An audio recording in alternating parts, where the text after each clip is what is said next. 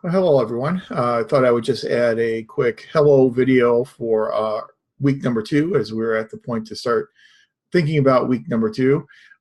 Thank you for your work in week number one. I have been going through your journal postings as they have been coming in. Haven't graded them yet, but I will be doing that relatively shortly. So thank you for that. Thank you for your introductions in the introductory discussion board. I think I have responded to everyone and welcomed everyone to the course. So I look forward to working with all of you. In this first week of the course, we looked at a variety of foundational issues for organization theory. But the one issue that I really want to pull out and spend a little bit more time talking about is the issue of organization culture. Organization culture is one of my favorite ways to look at organizations because I think it does a really nice job of drilling down in the organization to seeing what the organization really places a value upon and what types of basic assumptions the organization builds upon for everything that it does on a daily basis. So let me do that with organization culture briefly here. And this is something I'd like to do every week, is to put a video up where I pull one or two important topics from the week that we just concluded, and then also do a little foreshadowing of some of the important things that we're going to be talking about in the upcoming week. So again, organization culture is the one topic I want to look at from week number one. Now, as you know from your reading and from all the resources you had to take a look at, you probably have a good sense of what organization culture is. And again, I like organization culture a lot because organization culture studies organizations in a similar way to which we would study, for example, an ancient society. So if you want to study an ancient society and you want to try and figure out what the society valued and how that society went about its business on a daily basis, you would probably go on an archaeological dig. On that archaeological dig, you would dig up artifacts of that ancient society. So perhaps eating utensils or perhaps artwork. And those eating utensils, that artwork, would really give you an indication of what that ancient culture really placed a value upon. Well, our organizations give us clues about their organization culture as well. So with organization culture, and really when we're just talking about the term culture, we're really talking about norms and values and beliefs that tie a society together. So think about it for a second from the political culture type of perspective. So here in the US, we, I think you could argue, have a unique American political culture. And our unique American political culture, many will argue, values openness. It values avenues for participation and self-governance by individual ordinary citizens. And so we like to think that we have a very open type of political culture and a culture that is really predicated upon power emanating from the people. So power doesn't necessarily come from government, but rather power comes from the people. And as you know from your studies of American government and the writings of the founders, that was really one of the elemental principles on which they built the Constitution, that people retain the power and then people decide how much power and what powers to give to their government. And then they enter into, as you know, this social contract whereby the government will then judiciously exercise those powers for the purpose of maintaining the welfare and the safety of general society. Well, that's a long-winded way of saying that we have our own unique culture here in the United States. And societies, forms of government, all have their own unique cultures, just like organizations have their unique cultures. So every organization has a culture whereby they place certain values upon certain types of behaviors, where they have some basic thoughts and assumptions that underlie everything that goes on a daily basis within that organization.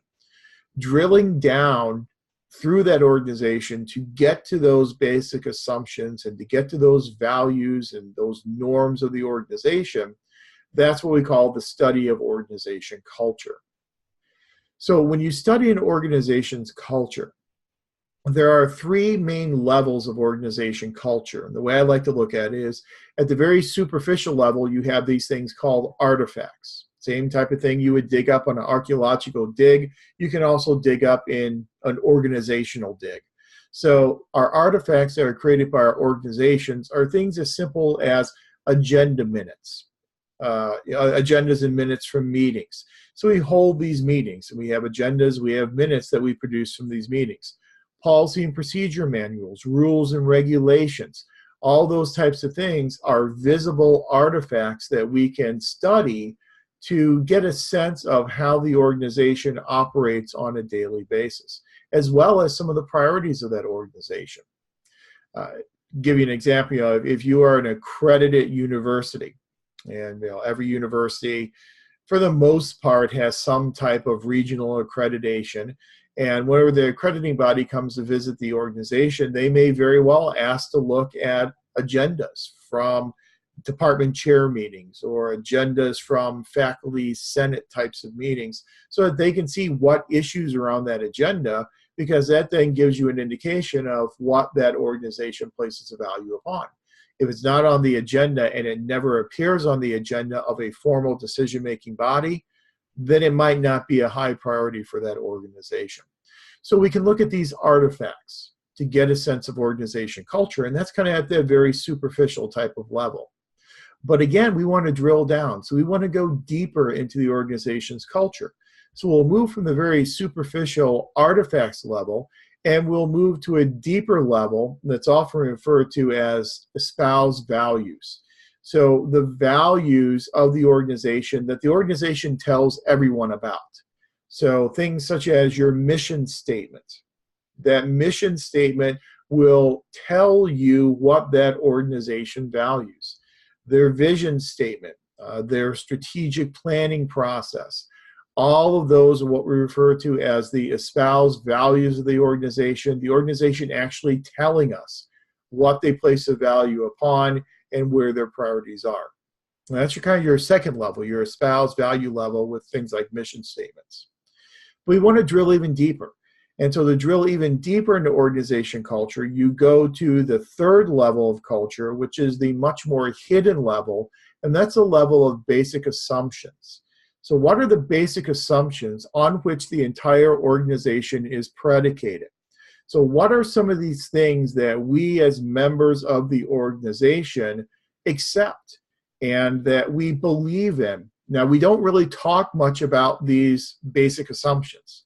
They are just something that we have internalized as members of the organization, and they guide our behaviors and our actions on a daily basis. We just don't talk a whole lot about them. So when you study organization culture, it's relatively simple to study artifacts. A little bit more difficult, but still relatively easy to get to that second level of espoused values. What's really tricky is to get to that third, very hidden level, that very deep level of basic assumptions. But looking at the artifacts, the espoused values, and the basic assumptions of an organization will give us a very clear idea of what that organization values, how it operates on a daily basis, and a good holistic sense of the culture of that organization.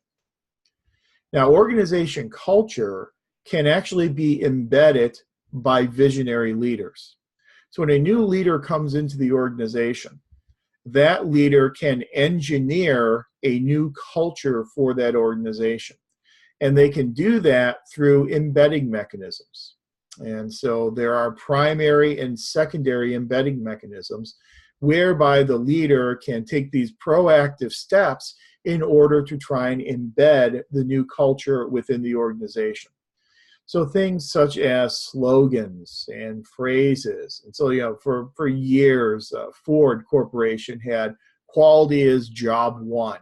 Well, that was their slogan for their new culture within the organization of quality management. And we'll talk later on in this course about quality management as one of those schools of thought for how we are supposed to run and operate our organizations. So they had quality as job one. That's a slogan. That's a way you can embed culture. What leaders pay attention to can also embed culture in that they are indicators to employees that, well, if the leader is paying attention to this type of behavior, that must be something that he or she really values, and that must be something that's really valued by the organization, so maybe I should think about doing it. So what leaders pay attention to, how leaders allocate scarce resources. In the public sector, we are always told that we have to do more with less. We always have infinite demands placed upon our organizations, and we have to meet those demands with very finite resources. So how then do we allocate those very scarce, precious, finite resources? What we are spending resources on will clearly be a priority for the organization. It will clearly be something that the organization places a very high value upon. So you look at how leaders allocate those scarce resources.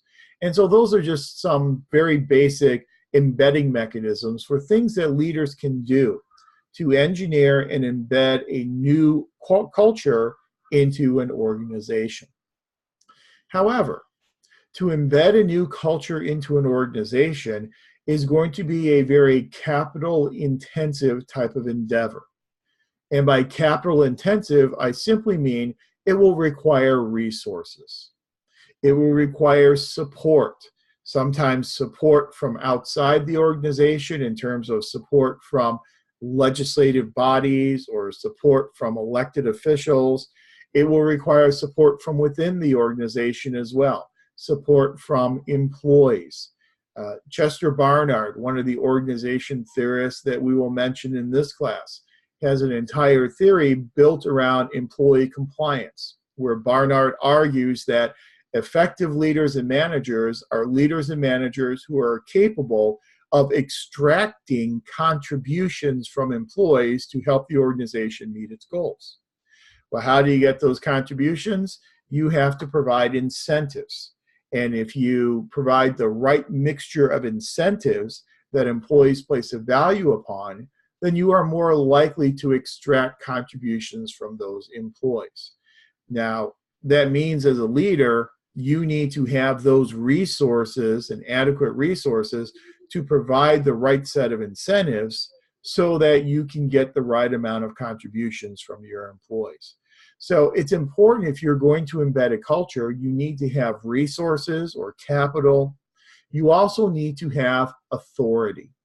And that kind of serves as our segue or our bridge now into week 2. So in week 2, we're going to talk about and we'll study authority and power in organizations and where authority and power comes from and how leaders can then utilize that power and that authority. Now, as you'll see this week, power and authority can come from a variety of different sources. Sometimes leaders have power that is more informal, that comes from their personality, what we always call charismatic leadership. The charismatic leaders lead from an authority basis that they have based upon their personality, based upon the way in which employees attribute to these leaders, the types of things that employees look for in a leader. So the more charismatic a leader is, the more likely it is that her authority basis will reside within her as an individual. So with charismatic leadership, power and authority tends to be person-based. Or power and authority can come from the office or the position itself. That's a more formal basis of power and authority. That more formal basis of power and authority is oftentimes more permanent than the informal person-based type of authority, because whenever that leader leaves the organization, if their power tends to be based upon charismatic leadership and it's informal person-based power, when the person leaves, the authority and the power leave with that person. However, if it's formal authority based in the position rather than the person, then even if the person leaves, the position is still there. So the new occupant of that office will then assume at least some of that power and authority because the power and authority is left behind in that office. So we'll talk about sources of informal and formal power this week and how important that is when it comes to studying organizations and hopefully trying to make our organizations as efficient and effective as we possibly can. I don't want to get off on too much of a tangent here in this brief welcome video, this brief week 2 video, but one of the things that you'll probably see is that when I put these videos up, I always promise you it's going to be a very brief 5 or 10 minute video, and then it gets a little bit longer because there's always additional information that I think is necessary to provide. And this is one of those cases. When we're talking about power, I am a kind of a classically trained political scientist, and my major area where I do work is public administration, but my training is all in political science. And I know some of you have been political science undergraduate majors in the past. So you probably know that from the field of political science comes a heightened interest in the term power and trying to define what power is. And the old adage is that if you get 10 political scientists into a room and you try and come up with a definition of power, you probably would end up with 9 or 10 different definitions when they leave the room. Political scientists have trouble agreeing upon what power is. But I think for our purposes this week, we're going to kind of settle on a pretty simple definition of power is the ability to influence someone or something to do something they otherwise would not do. So if you can influence someone to do something that otherwise on their own volition they probably wouldn't do, you are probably exercising power over that individual. And again, I don't want to digress too much, but whenever I talk about power, I like to look to an author by the name of John Gaventa, G-A-V-E-N-T-A. And John Gaventa was a sociologist who was really intrigued with this whole idea of power. And being a good social scientist, what Gaventa decided to do is he decided, well, if I really want to study power, I should probably go and do a case study. I should probably go out into the field and see how power is truly being exercised. So he thought to himself, where would I go to see a very uneven distribution of power? And he settled on rural Appalachia. And specifically in rural Appalachia, he settled on coal mining towns. So he went into a coal mining town where almost all the operations within that town were owned and or controlled by the coal mine company. So the coal mine company ran, obviously, the coal mines. Almost everyone in the town worked in the coal mine. The coal mine owners didn't do a very good job of doing what we call dusting the coal mine. And if you know anything about coal mines, they have this nasty tendency to explode if they are not dusted because of all the gases that are released through the mining process. So you need to dust the mines in order to kind of tamp down all that, all those gases to try and make it a safer place to work. Well, that costs money, and that takes time. And that requires more resources than the coal mine companies really want to spend. So they weren't dusting the mines. So you have these coal mine workers who are working in very dangerous conditions. They were working 70 and 80-hour weeks in these very dangerous conditions. In some of these towns, the coal mine workers were not being paid with money, but they were being paid with tokens. And those tokens could only be redeemed where? In the company store. So the general store, which was the only store in town, the only store you could go to get your supplies, was owned by the coal mine company and only accepted the tokens that the coal mine company was paying to the coal mine workers.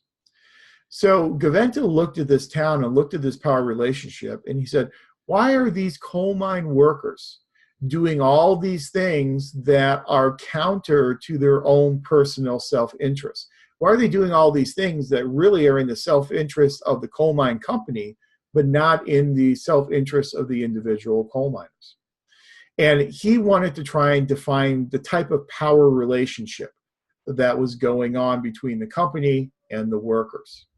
So what happened with Gaventa's study is, just to boil it down very quickly and not spend too much time on it, is that he comes up with what he called 3 faces of power, or 3 different types of power.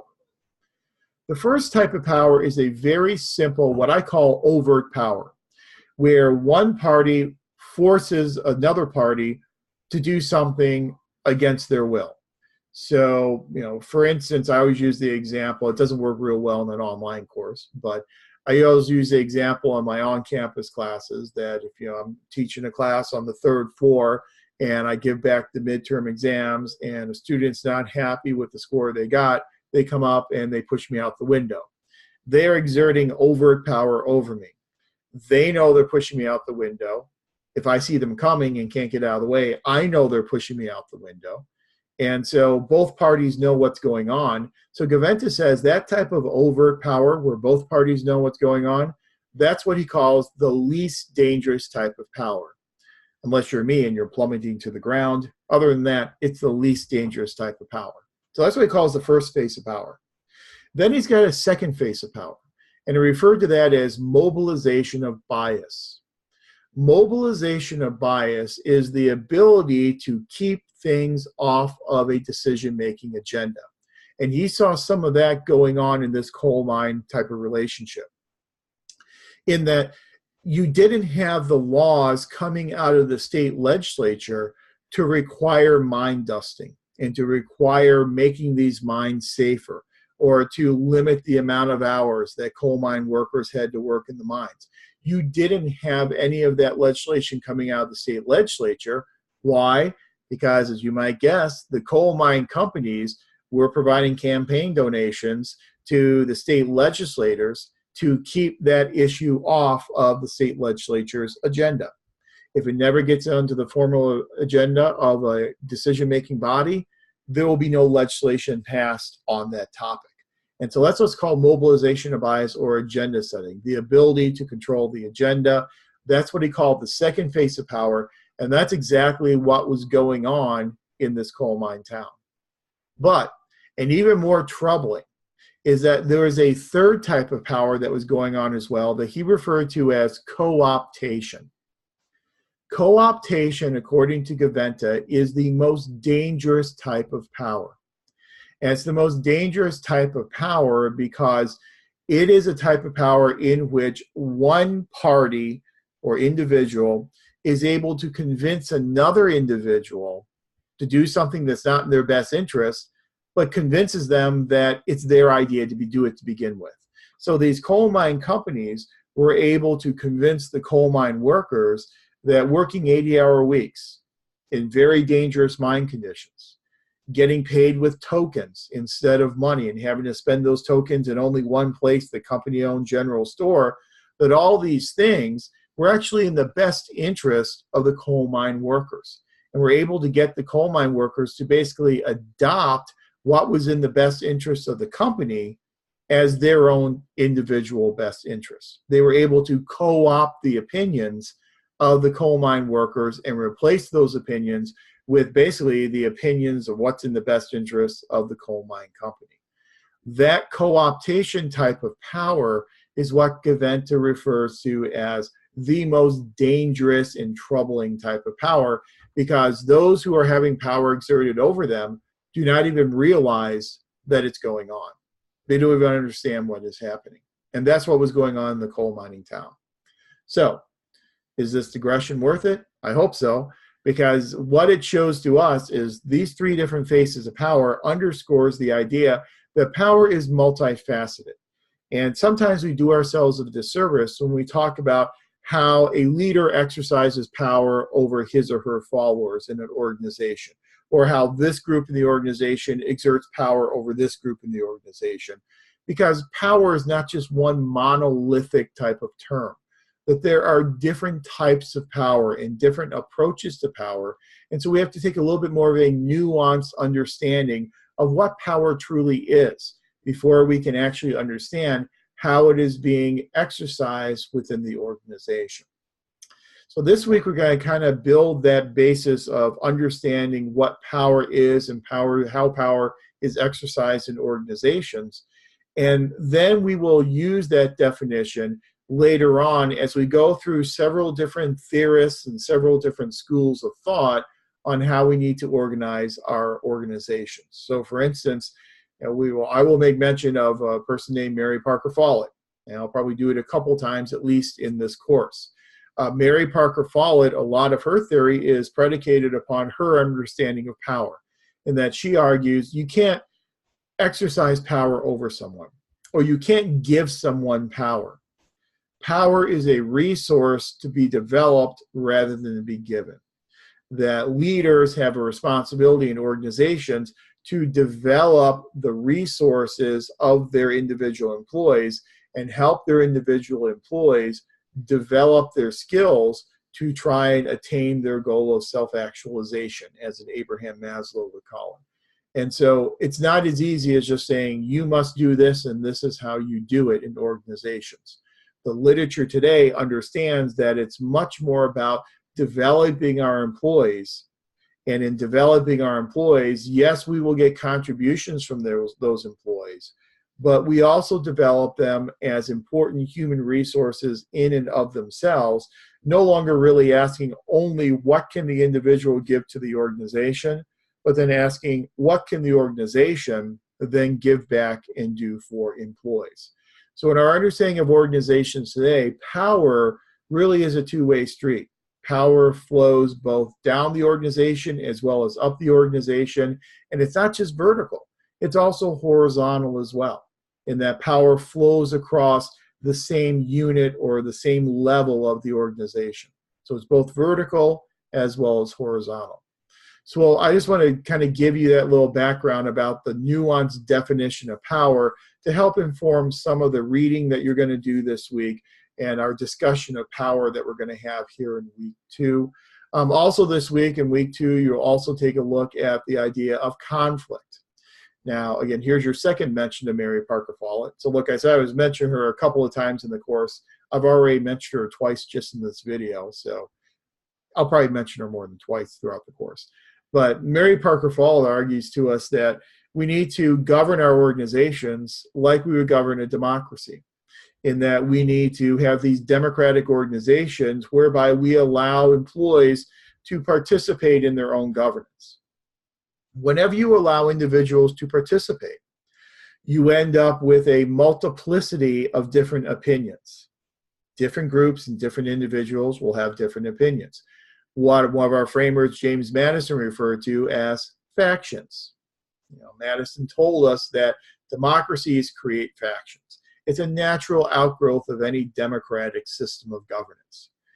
You can't eliminate this type of factional conflict. You can't eliminate these factions, because if you eliminate the factions, you are eliminating democracy. So you know that these factions come out of a democratic system. Whenever you have all these factions, all these different people and all these different groups that have their own particularized interests that oftentimes will be different than each other, you are going to, by definition, have conflict. And every organization has conflict.